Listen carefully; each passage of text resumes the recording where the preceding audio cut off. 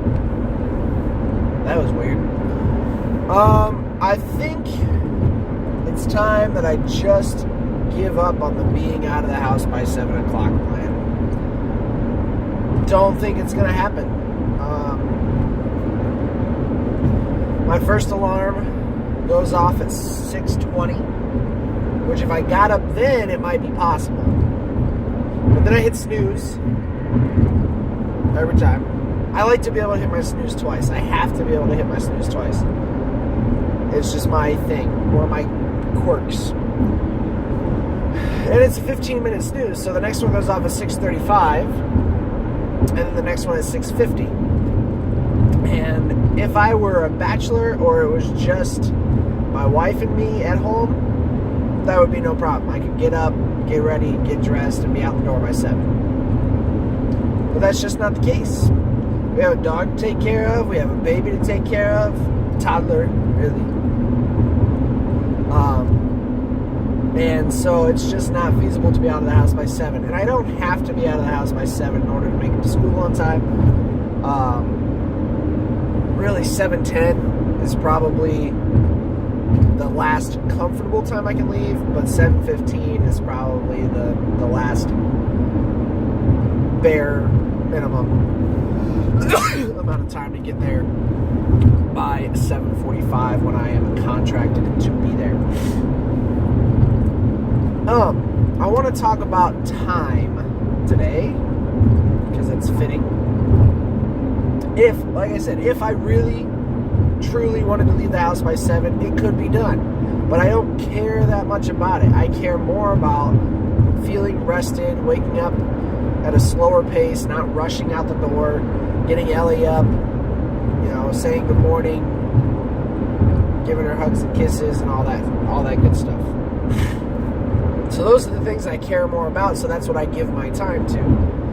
I'm going to borrow from something our pastor said at church a couple of weeks ago when he was talking about time.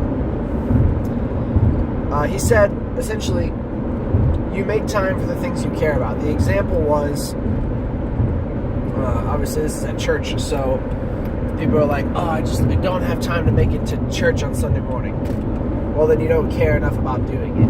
Because if it were the same time of the same day and I asked you to go to the Bulls game,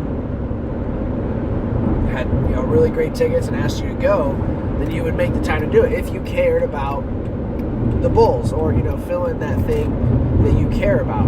If I had a first class ticket to Hawaii and we had to leave at the time that church started, you would probably be able to make it, if it didn't cost you anything material.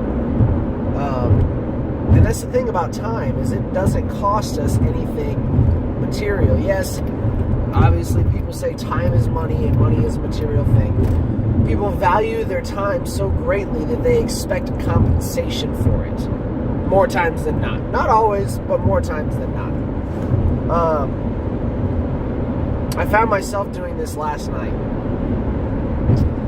I mowed and edged and trimmed my yard last night because it desperately needed to be done, and it was causing me stress and anxiety to see it in its brambled state.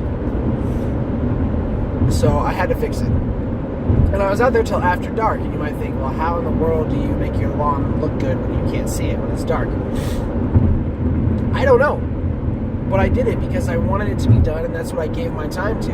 I missed saying goodnight to Ellie now. She was able to watch me through the window, and I waved and blew kisses and stuff, and she was outside with us earlier while we were working. So it's not as though I missed my time with her today, but I didn't get to give her a hug and kiss goodnight like I usually do.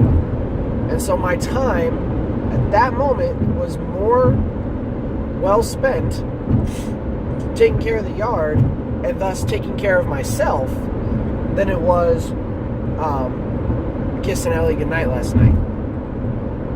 I'm not necessarily proud of it. I could have taken a break, gone in, said goodnight, and then gone back out. But that would have wasted, or taken, rather, several more minutes of my time. And that wasn't how I was prepared to use that time. And then, here's where the real issue came in. As I was finishing up, I was, thinking about, how am I going to post this on Facebook and let everybody know that I took care of my yard, blah, blah, blah. Which I did do. I posted on Facebook, but I made it seem a little more innocent. It wasn't like, oh, look at me. It was, you know how good it feels to have a freshly mowed and trimmed yard? And that's essentially all I said. Actually, exactly what I said was, it's incredible how a freshly mowed and edged yard can curb your anxiety. Those are my exact words. But you get the gist.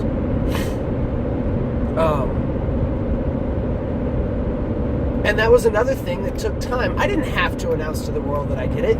People that drive by my house will see that I mowed it. My neighbors will see that I mowed it. Nobody else really needs to know. But I took the time to do that because it made me feel good. And I wanted others to know that I felt good. And I was glad that I stopped there, because what I was originally planning to do was adding an ellipsis, a ... and saying, and yours could be too for $50.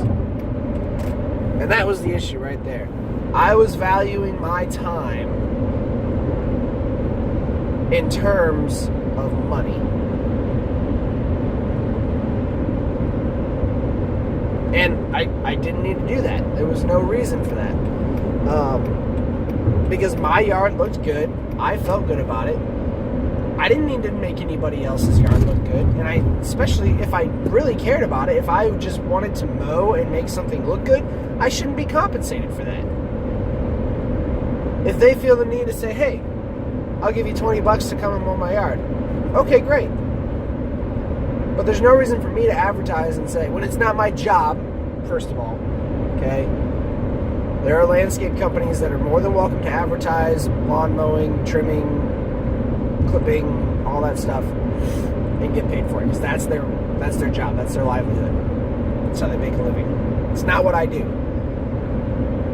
professionally. So I have no business advertising, hey, I'll come mow your yard for $50, when there are plenty of other better people out there that make a living doing it. And that is what their time is spent toward. I could have found something else to do.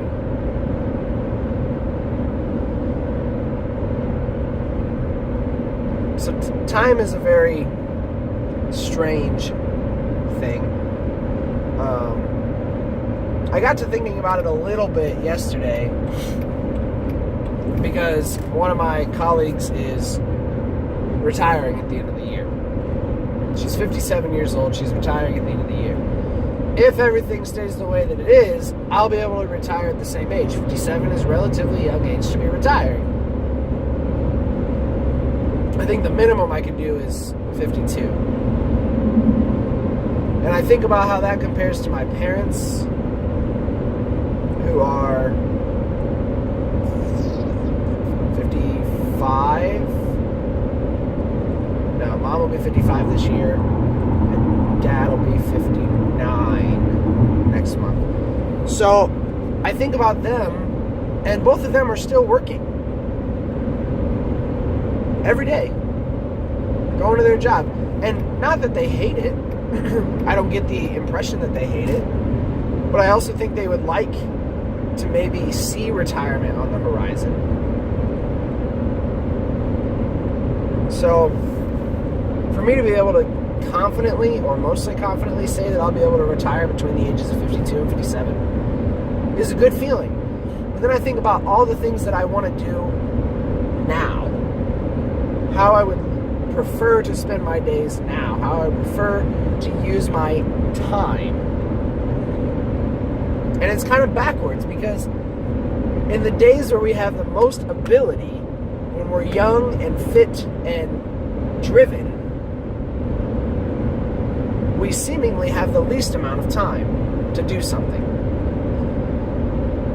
And then when we get older and we're less physically capable, is when we have the most time to do something.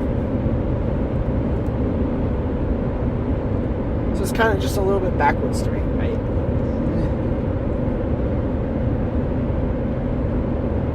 You know?